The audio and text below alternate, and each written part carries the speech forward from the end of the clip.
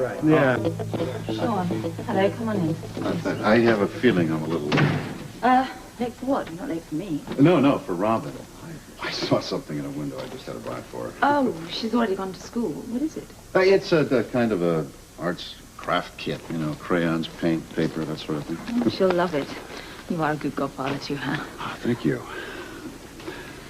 Anna, I'm very glad that Robert is here because Robin's godfathers are becoming a vanishing breed these days. Lord knows where Frisco is, and what everyone tells me, Buzz thinks that working 24 hours a day is going to solve his problem. And I find myself walking the streets trying to avoid a jaywalking ticket because I'm afraid my bail is going to be revoked.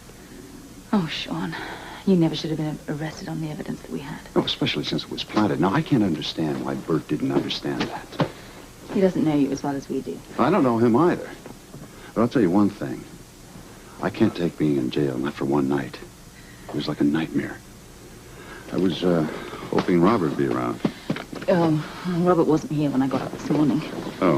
I thought perhaps he'd gone to breakfast with you until I saw you. No, I haven't seen him since the masquerade party last night.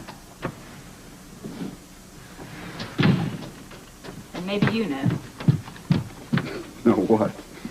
Maybe you know what he's up to. How would I know? Come on, Sean. You're not very good at that. Oh, how would I know? Actually, sit down. You were talking to him last night. Well, so I was talking to him last night. But we weren't talking about the weather. As a matter of fact, we did cover that subject. Yes, we did. Oh, come on. He was confiding in you, Sean. I could tell by the look on his face and the way you were listening. Since you have such deep insight, Anna, why don't you tell me what we were talking about? He's up to something, and he was telling you. And you have it all figured out. I don't know what he was up to. Why don't you just ask him? Oh, Sean, come on. It's his place to tell you, not mine. This is very important. I'm sure it is. I am chief of police here in Port Charles, and so is Bert Ramsey. He can't come back here and start investigating on his own, you know. Then order him not to do it. Oh, you're as bad as he is. Oh, come on, Anna. You know me well enough to know that I'm not going to repeat anything that Robert told me in confidence. This is exactly why Frisco is in the case that he is in now. Now, it's because he's trying to model himself on you and Robert. Look, I doubt very much if Robert would try to behave like a police chief around here if you started acting like one. It's below the belt, Sean. And maybe sometimes the truth is hard to take. Why don't you just take the blinders off before it's too late, huh? What blinders? What are you talking about?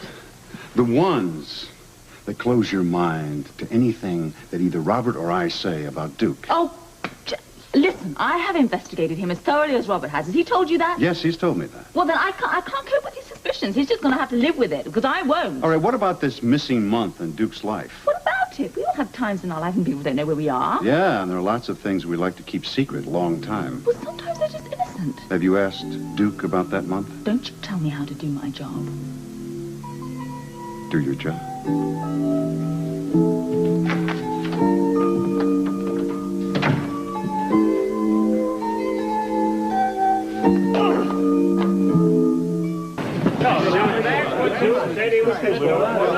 Tom, that sounds like the same old promises to me. Come on. Not only will I keep the promises, but I've already started taking action. There will be no more outside workers coming into the hotel. That's wonderful, but how Are you listening to what Duke is saying? what about Oh, yes. village? Well, does that clear up your doubts about him? Fisherman's Village. Now listen, they got the word. They got it straight from me. No, it doesn't. And I promise you, everything is going to be okay, and there's going to be lots of work. Everything I told you when I was running for the election, I'm going to keep my promise. Okay.